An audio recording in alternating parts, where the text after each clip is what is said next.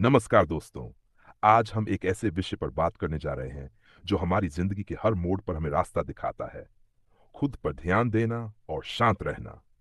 अगर आप चैनल पर नए हैं तो लाइक और सब्सक्राइब जरूर करें, क्योंकि आज का आखिरी हिस्सा आपकी सोच को बदल देगा।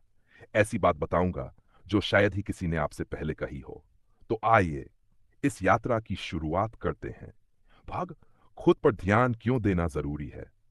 वन भीतर की आवाज सुनना जरूरी है। हम दिन भर दुनिया की आवाजों में उलझे रहते हैं, लेकिन क्या कभी अपनी ही आवाज सुनी है? जैसे मोबाइल को चार्ज चाहिए, वैसे ही आत्मा को भी भीतर से जुड़ाव तुलना से बचिए। सोशल मीडिया पर दूसरों की चमक दमक देखकर हम अपनी जिंदगी को छोटा समझने लगते हैं। याद रखिए, तुलना आत्मविश्वास का दुश्मन है। बाहरी फोक्स, भीतरी बिखराव। जब हम हर किसी को खुश करने में लग जाते हैं तो सबसे जरूरी इंसान खुद को खो बैठते हैं। भाग 2, शांत रहना क्यों जरूरी है। वन, शांति ही सच्ची ताकत है। जो इंसान तूफान के बीच भी स्थिर रह सके वही असल में मजबूत होता है। प्रतिक्रिया वर्सेस प्रतिक्रिया। गुस्से में जवाब देना आसान है, पर शांति से उत्तर देना यही बुद्धिमानी है। महापुरुषों की प्रेरणा, गौतम बुद्ध, महात्मा गांधी, स्वामी विवेकानंद, इन सब की शक्ति उनके शांत और स्थिर मन से आई थी। भाग 3, आत्म ध्यान और शांति पाने के उपाय। रोजाना मी टाइम। दिन के 30 मिनट लिए। कोई मोबाइल, कोई शोर नहीं, बस आप और आपका मन। ध्यान 22 मिनट से शुरुआत करें। सांसों पर जानों को आने जाने दें, जैसे बादल आते हैं और चले जाते हैं। Digital detox. हफ्ते में एक दिन स्क्रीन से छुट्टी लें। बाहर की दुनिया नहीं, भीतर की दुनिया देखिए। शायद ना कहना सीखे।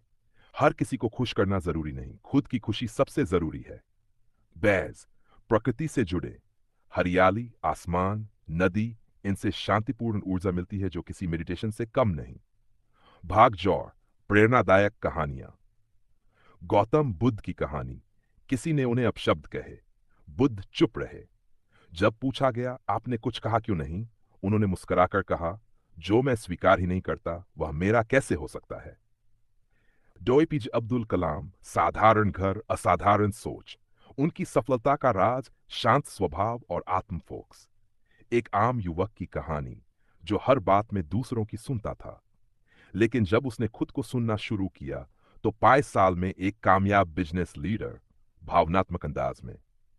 हर कोई दुनिया बदलना चाहता है, पर असली क्रांति तब होती है जब हम खुद को बदलते हैं। शांति बाहर नहीं है, वो भीतर है, और खुद पर ध्यान देना उसका पहला कदम है। याद रखिए, खुद से जुड़िए, भीतर की आवाज सुनिए। ता दूसरों को जवाब देने से पहले खुद से सवाल कीजिए। शांति से चलिए,